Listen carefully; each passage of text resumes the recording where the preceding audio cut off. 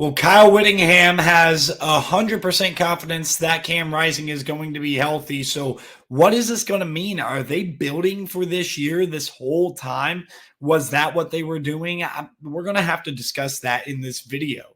Let's talk about the Utah Utes this year in 2024. We got a chance to do one thing that every team in the country can't do. We got a chance to step up, man. We got a chance to step on the ledge, you know what I mean? And to me, I think it's a free fall. To be elite, you got to take a free fall. That means you can't be afraid to go to the edge. And coach said, jump. You said, how far, coach? Where you want me to go? Every guy got a chance to do that today. If you're elite, grab somebody today. Take him with you. There's no more average in this program. There's no more average in this program.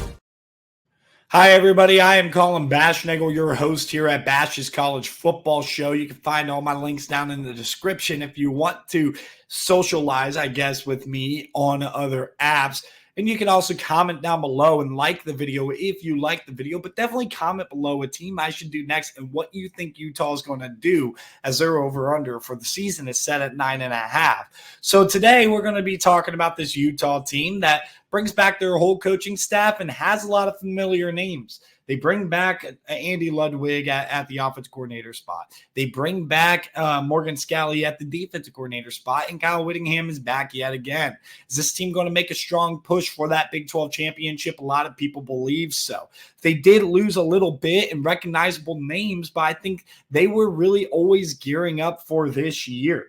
Davon Vele and Thomas Yasmin were the two pass catchers that they lost, even though Yasmin was good in the run game as well. They also lost Sion Vaki, who was a really big-time player for them, Jonah Ellis, who led the team in sacks last year, and Cole Bishop, just to name a few. There were a couple of others I don't want to overly gloss over, but those are going to be guys that they have to replace. Then at the transfer portal, both guys who started in place of Cam Rising, Nate Johnson off to Vanderbilt and Bryson Barnes off to Utah State. They will face Utah State and Bryson Barnes later this year. Running back Jaquindon Jackson, who had a big game against USC, I believe it was in the Pac-12 championship in 2022. He's gone. Also, Mikey Matthews off to Cal, the wide receiver. And Fayu, I can't remember how to pronounce that, going off to Texas A&M on the offensive line, having to replace a lot on the offensive line with Lamea and Bills going off to the next level as well. So what are they going to do to address the offensive line? Well, they certainly didn't overly address it in the transfer portal, but they are confident in what they have back. Because of injuries from last year, they had younger guys step up on that offensive line, but it was all throughout. So they're going to be used to seeing some of these guys seeing some playing time and seeing that growth through the year. The offensive line is going to be made up of guys like Caleb Lomu, who's a very young player, a redshirt freshman. Then you get a sophomore in Spencer Fano.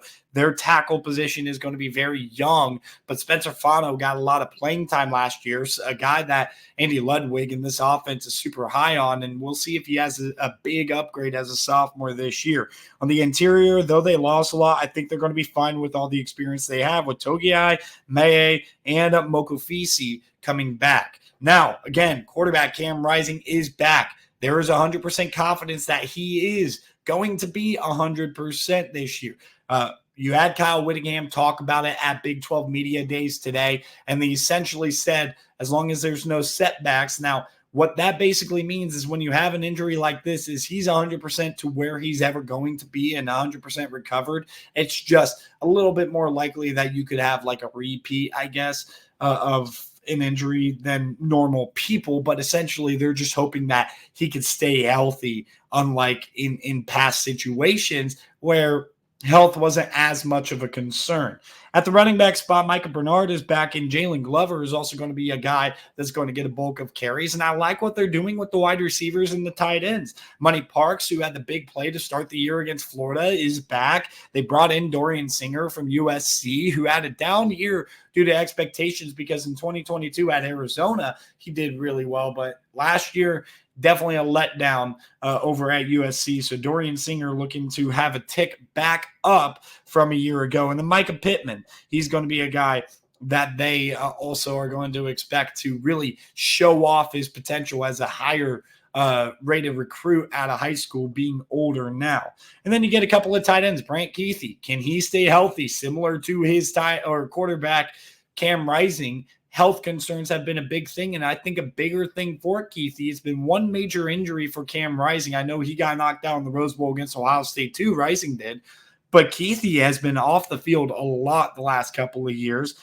And then Landon King as well at the tight end spot is going to provide a whole lot of depth for you. And I'm sure they have somebody else that we haven't really heard of that is going to be a familiar name, because at the end of the day, they just keep finding tight ends over there at Utah. On the defense, Connor O'Toole and Van Fillinger are going to be two guys that are big-time guys. They expect to step up on the defensive line. A couple of linebackers and Lander Barton coming back. Kareen Reed also going to be back over there. Sion Fatu is really expected to step up at more of that hybrid position. And then in the secondary, I feel like they're good with the transfer of Keenan Johnson coming in from Georgia Tech, as well as having Zemiah Vaughn come in at the other cornerback spot, who's an experienced player, been in the system for a while. It's Smith Snowden who's going to have to really step up here as the nickel back and show off that experience that he had as a young player really benefited him. They're really good at safety with Nate Ritchie, and also I think the best player in the back part of their defense, Teo Johnson, who really shined as a redshirt freshman. I think this kid could be really, really good this year for Utah. So overall, this roster, it seems like it's back healthy, which was a big concern going into last year, which is why I wasn't high on them last year. And a lot of people ridiculed me on that, and I was hesitant to put them high in my rankings when we got into the season. Well, I can promise you they're going to be a lot higher in the ranking, because it's not Utah. Hey, I really do like Utah. It's the fact that, look, they weren't healthy to start the season. It was always going to be an uphill battle to get healthy as the season trickled on. I told everybody that in the preseason last year. And towards the end of the season, I did think they were building for this year as they jumped to the Big 12. So what does that jump look like? We're going to talk about the schedule that they have right now. So let's go straight into it. Southern Utah, that's going to be a win. Baylor at home, this is not going to count as a Big 12 game, so this will not be their Big 12 home opener because it will not count in the standings. But I think they win this game. They won it very tough last year. I think that they win this game against the Baylor Bears to give themselves a little bit of a nod going into that Utah State game, where they get the best of Bryson Barnes, their former quarterback, who I'm sure has no love lost with that transfer. Then you get the 3-0 start, a big-time road trip at Oklahoma State. I'm a little bit concerned about this two-game stretch with Oklahoma State and Arizona, but I think they go 2-0 in that. Let's start with the Oklahoma State game. I just don't think Oklahoma State's offense is going to be built good enough to be able to slow down or to, I should say, speed up the game for the Utah defense, get Utah's defense tired and off balance. Like, I think this will be really good, but with a little bit of a, I guess, less depth on the interior, I think they're going to be fine. They have good, experience on the interior. I worry about talent maybe for Utah compared to past years, but overall, this is going to be a good interior and a tough Utah front seven. I think it's going to be a hard matchup for Oklahoma State to be able to win even at home. And I think Arizona is going to have a tough matchup too, because Salt Lake City is a pretty tough place to play. I consider these guys kind of rivals as they go on to the Big 12 together. I think there's going to be a lot of energy, especially if Arizona is good to this point. And I have Utah winning the game, though I could see this go the other way, and this is going to be very consequential in the Big 12 standings potentially if this game flips the other way. As much as I hope Kenny Dillingham gets it right at Arizona State off of a bye on a Friday night, they're not beating Utah. It doesn't matter if they're at home. I'm taking Utah to win that game for sure. And then you get TCU. I think they're going to win that game. I think they just outlast what TCU has to offer. But this is where the upset happens, man. And a lot of people are going to look at me sideways for this, but Willie Fritz's offenses can definitely be tricky, especially your first time playing against that style. And it's very unique, this kind of spread triple option thing that he kind of faded a little bit away from at Tulane with Michael Pratt. But I do believe he's going to get back to his roots, kind of like what he had before COVID at Tulane. And I think that with Donovan Smith, they have the right guy to run that type of offense in late October, early November, that's when Houston's offense is really going to start figuring it out. And that's the matchup I want you guys to watch for if Utah is going to be upset. They're undefeated to this point. Houston seems like a random loss, but after all, Houston did take the Texas Longhorns, the eventual Big 12 champs, right to the wire last year. So you've seen crazier things. And then you get the Holy War right off of a bye. I'm super excited to get this as a conference game. I think that Utah wins this game, but it's going to be passionate. It's going to be fun. I think BYU is going to be a little bit better than they were last year, but I definitely have concerns about BYU's offense. I think Utah is going to shut that ship down. And then we get to the final part of their schedule. At Colorado's that other trap spot. The week after the Holy War, that's going to be a very tough spot. I do have them winning because, again, just like last year, I do think Colorado has depth concerns.